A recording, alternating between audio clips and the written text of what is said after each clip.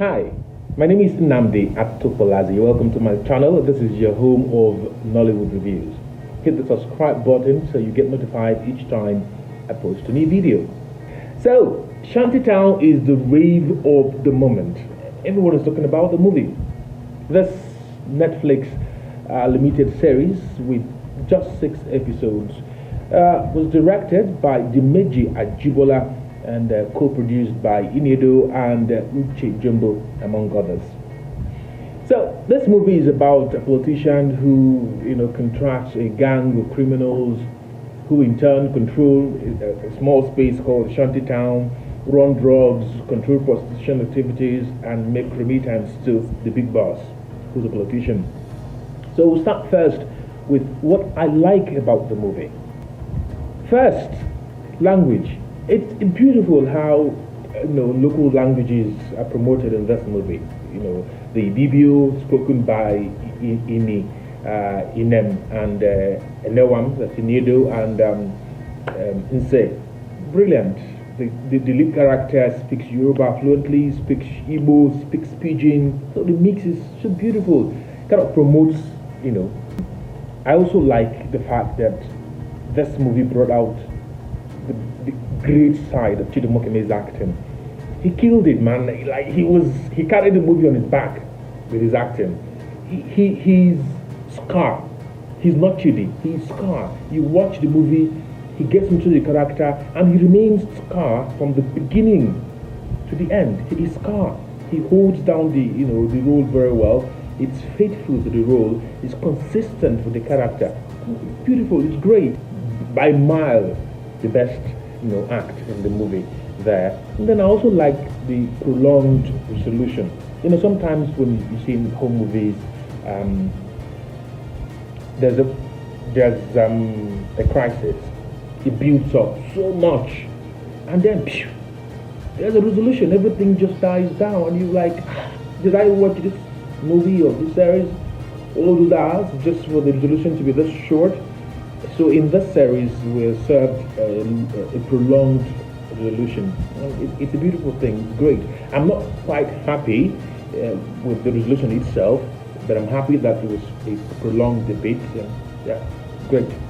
I also like the fact that in this movie, some limits are pushed here. People complain about the nudity. I will come to that later. But I just think it's the producers and the directors pushing the boundaries here. This is a limit we had in the past, and people look at it and say, no, I don't want to do nude scenes and all of that. But if you really want to go into full-time acting and act for what is what, there are no boundaries, sort of, really.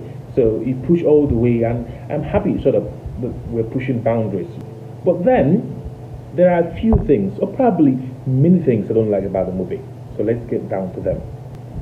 First, the long dialogues. A lot of the dialogues are too long and, I dare say, boring.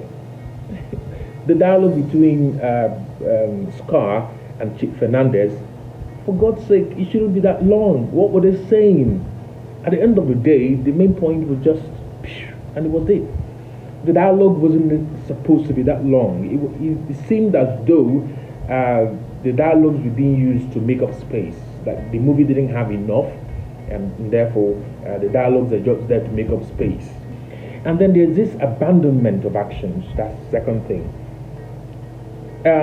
Inedo returns from prison, and then the first time she returns, she confronts Jagun, who says he is the second in command after Scar.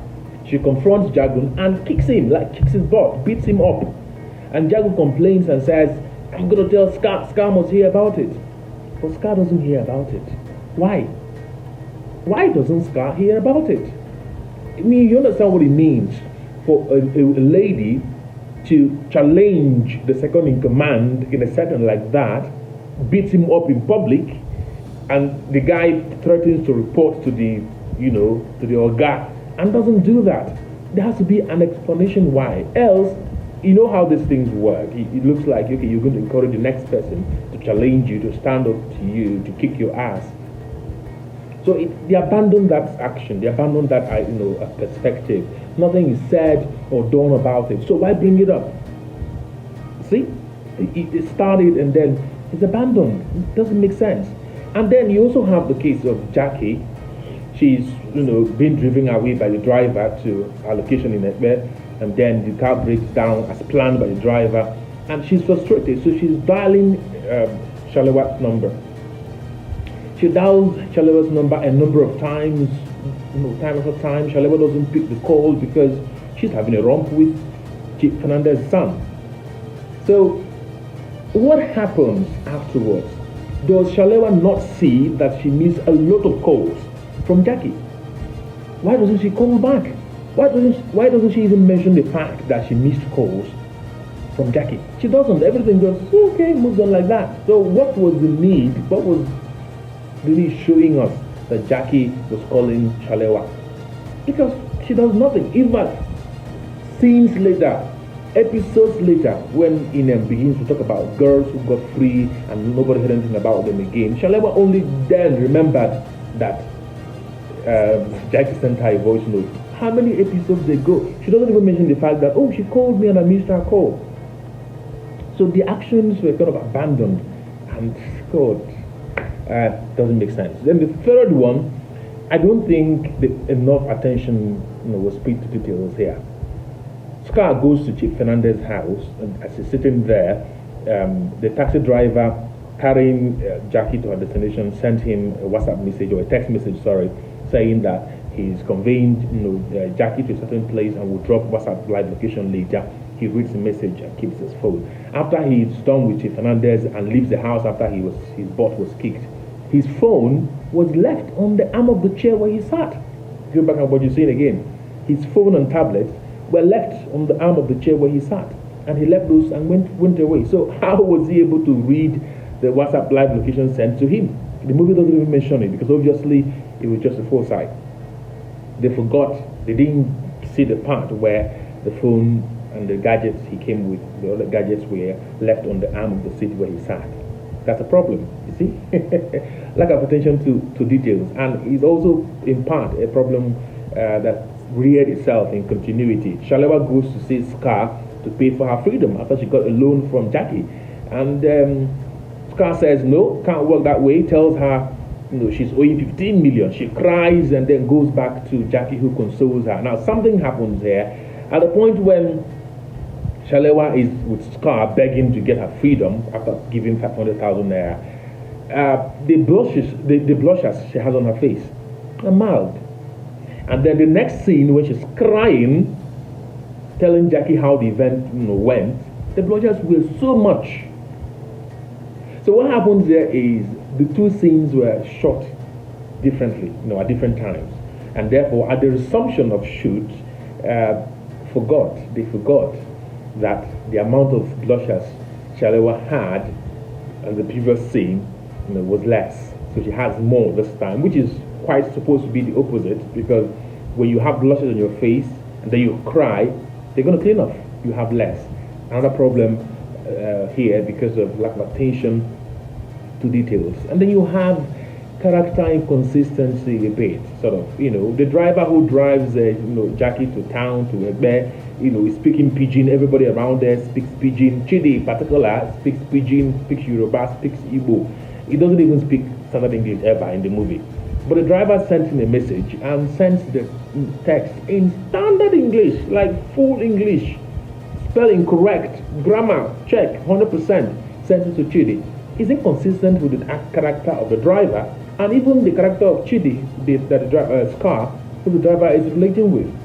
The driver is supposed to send that either in Pidgin or in English that has comma, so that they go blend. But he doesn't do that. At the beginning of the movie, again, Scar is getting a blowjob from a lady. Of course, trying to show us a badass beginning, the drug setting thing and all of that. But after then, nothing else is shown about drug production. Nothing else is shown about Chidi getting a blowjob anywhere else, in his house, outside, anywhere. In fact, we don't even see him have a romp with any other woman after, then. The next one is when he's bathing, which is close together. But it shows that this is not consistent with his character. That first one is just to make a loud, introduction. So we are good. We are in for a badass movie or something like that. But it's not followed up later. So it's inconsistent with the character of Scar, and I think it's a bit of a problem as well. But in general, I sort of think the acting of Chidi carries the movie and makes the movie not a bad production. It's for me a fair production.